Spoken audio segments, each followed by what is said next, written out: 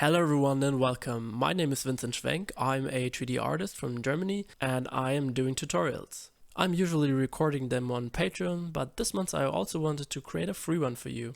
So we will try to recreate my wiggly smiley face. And the first part is for free and on YouTube, and the second part will be visible on my Patreon channel, and we will talk about rendering and setting up your AUVs and especially how to set up your custom AUVs. So enjoy! So I am now directly in Cinema. I have already started with some objects in here, but I will go through all of them. So these objects, my abstract smiley parts, I did already create them in Illustrator, put them into Cinema with ArtSmart and extrude them. And now that's what I got.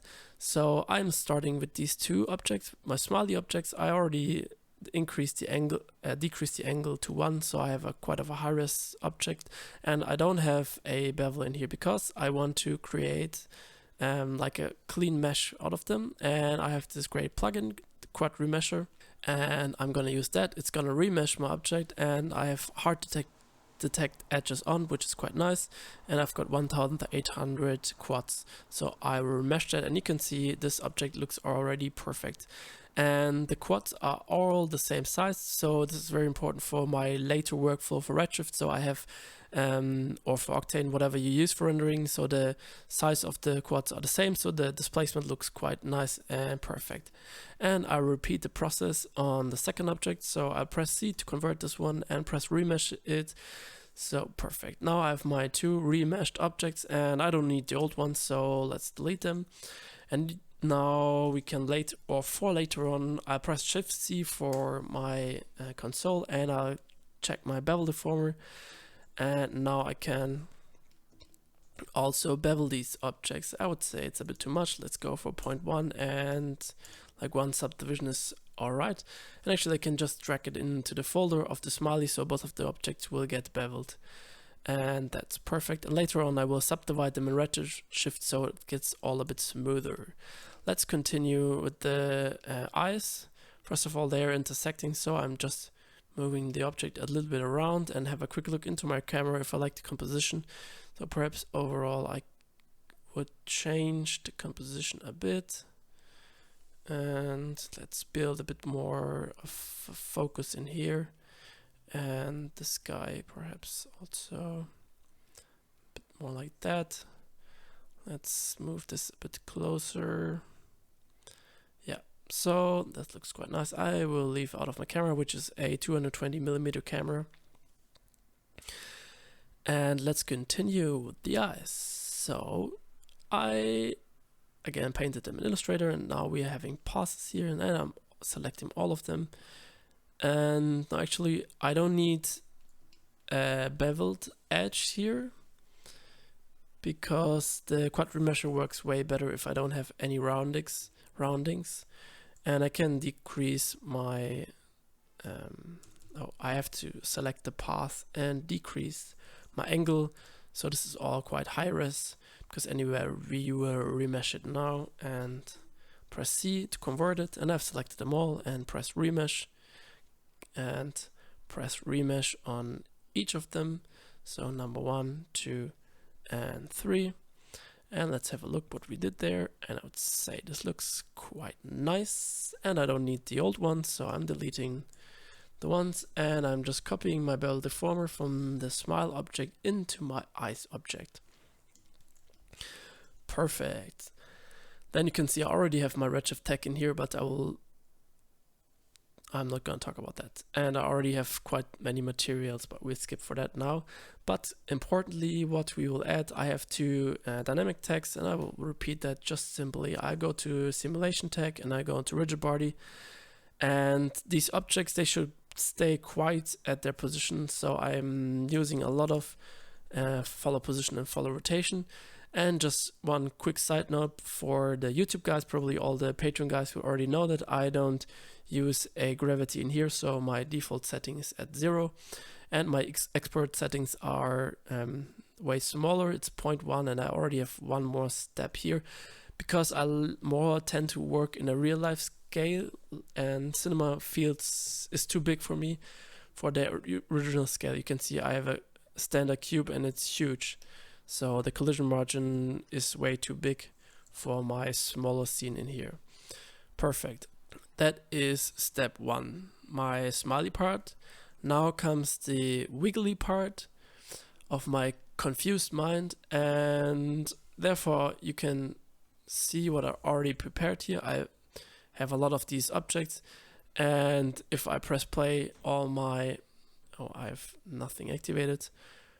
My objects will slowly drag all these tubes into the middle, so it will create kind of this head thing. But let's go step by step, and therefore I will save an incremental, and for now I will delete all of these files and repeat what I did there. So most importantly, we need the plugin. It's called Rope, and we need a spline. So let's start with a spline, and let's make it smaller. And again, I'm leaving my camera. Let's put them in visible. So, and my circle goes back to PSR, and I want to like tilt it 90 degrees and put it on top of everything. So it's like kind of hovering over.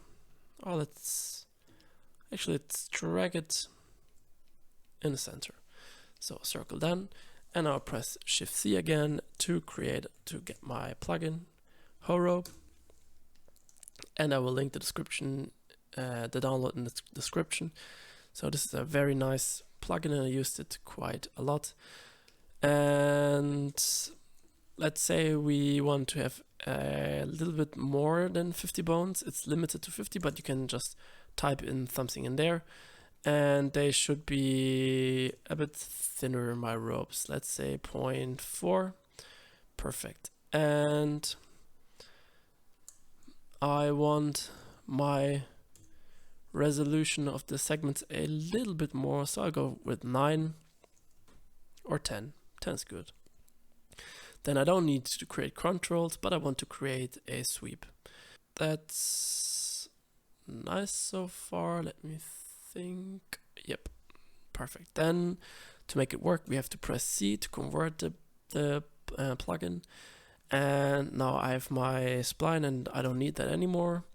And delete this folder. And now this is the hierarchy of there. So in there are my bones.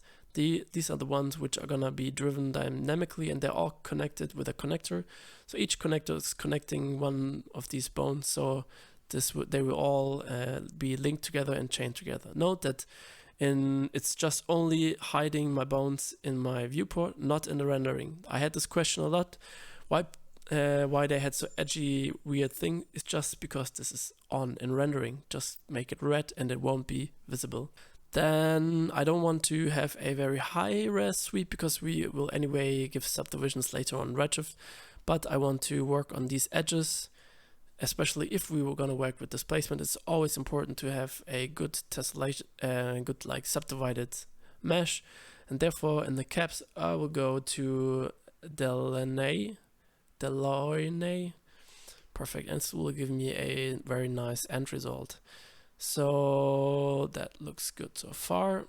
Let's press NA to get rid of our lines, and let's just give us some turbulence to see that something is working. So I will group this one and call it ropes. My turbulence comes into the FX folder, and I give it a quick save because playing dynamics in cinema, yeah, you know. So that's what's happening.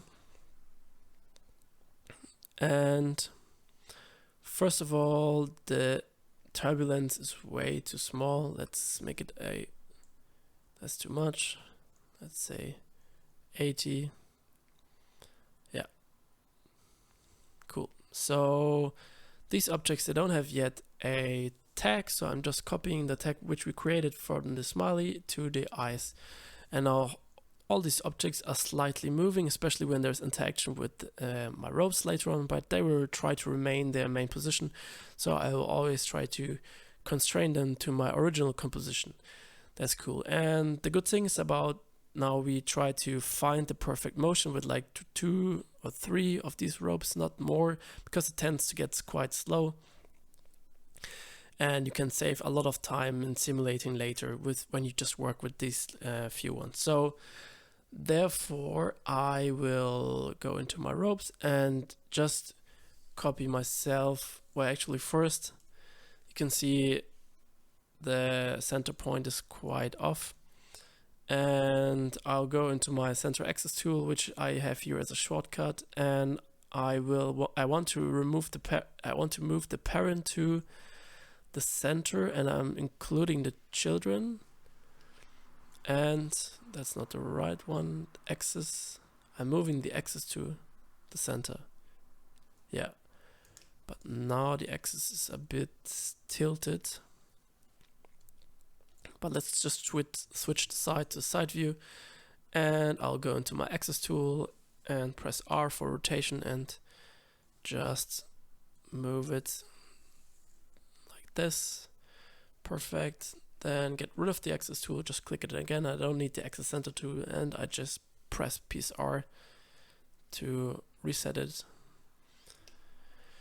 So that's my first object, perfect. And actually let's have a look if this one is also, I just also reset my piece R from these objects. I don't want this to be offsetted. And now I just move around the first one. And as I said, to work, to find the perfect simulation, I just need like 3 pieces to see how the animation flows. So let's give it a quick save, and I go back to frame 0 and press play again, and let's see so far what we got.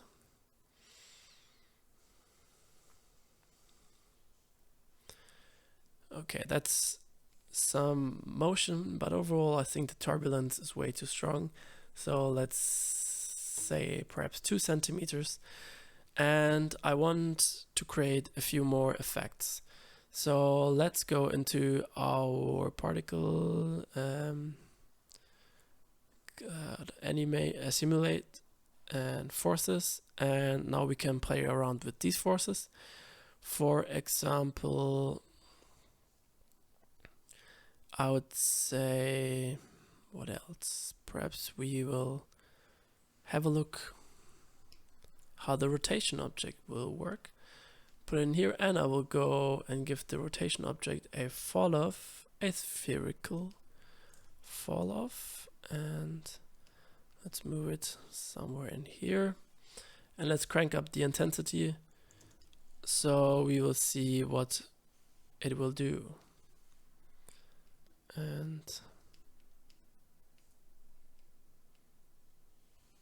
it's kind of not doing much.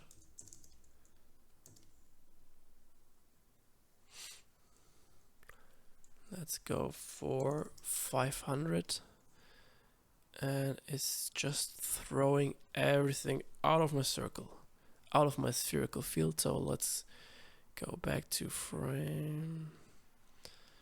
Yeah, still I don't like it too much. Let's go back to frame 0, and also decrease the field, the spherical field.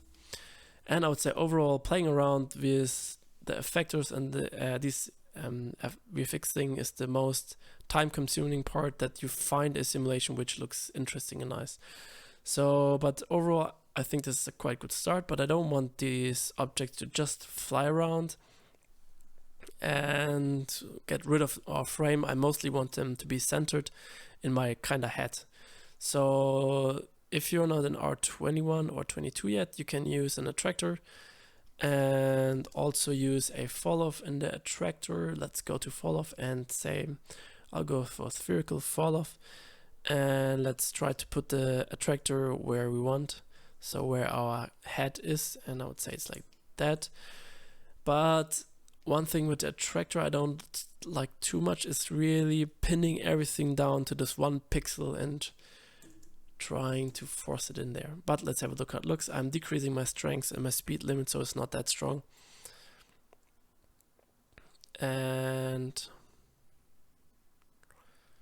that that's perhaps not enough. Let's go to the spherical field, increase it a little bit, and go to the attractor and double everything. So let's see how it looks.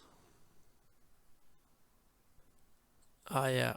Okay, you can see my fall off is here, which is nice, but the center of the attractor is here. So I'll just press PSR on the spherical field.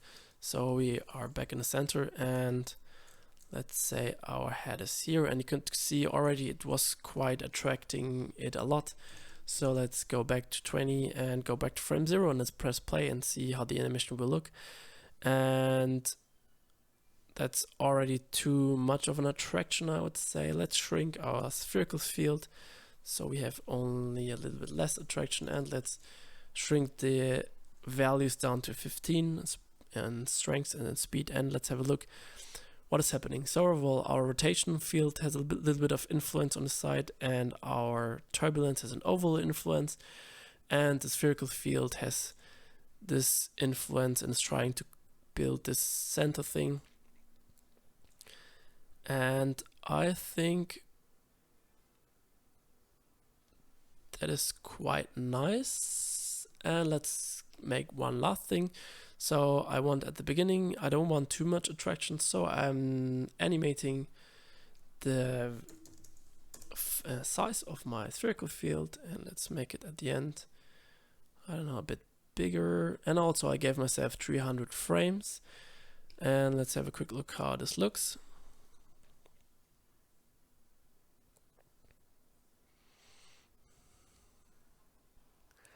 Yeah, so I would say this could definitely be something what we would like. And then let's finish the FX part, go back into our ropes, and I'll just delete 2 of them, and actually I'll move it down so I can easily clone everything in there. I'll go into my cloner, and let's perhaps go with 18 clones, and I want to clone them. Actually, let's move them up, and let's center everything. So it's a bit, it would be nicer to have a top view. Perfect. Let's center everything, and let's at the last point give us a little bit of a randomness. So the random thing comes into the FX folder as well, and in the random I only want to have a slight randomness of the position and a uniform scale of the randomness, but also not too much. And the rotation can be also a little bit. In this first one it can be much, and the rest only little. Oh, that's too much. Let's see, and let's try overall to avoid intersections. It will speed up your simulation, and it will help to avoid fuck-ups. So let's go back into our camera, let's give it a quick save, and let's have a look. Let's press play, and then you will wonder why nothing will happen. The thing is, somehow it doesn't work in a cloner, so unfortunately you have to convert your cloner. So select cloner, press C, and now we have all our elements. And let's go back to frame 0 and press play, and let's see how it looks. And I think this could be something, and it's actually quite fast. So I will go back, frame 0, select 1, simulation tag, go to your cache folder, press bake all, and just wait a little bit. That is actually simulating very, very fast. That's quite good. So if you don't like what you did, you can easily iterate the simulation and play around till you find what you like. Also, the simulation goes quite fast because I was curious about that none of the meshes are too high meshed, and Cinema doesn't have to calculate too long. So the simulation is ready, and let's have a look how everything looks. You can see it still gets a little bit slow, but it's quite alright. Yeah, you can also just scrap through your timeline to see it quicker. and I would say this looks quite nice. I like it. So far so good. I think this overall has been the cinema part, and now will be the rendering part. Thank you everyone, and I'm saying goodbye to the YouTube guys. I hope you have fun, I hope you learned something, and I will continue with the Patreon guys.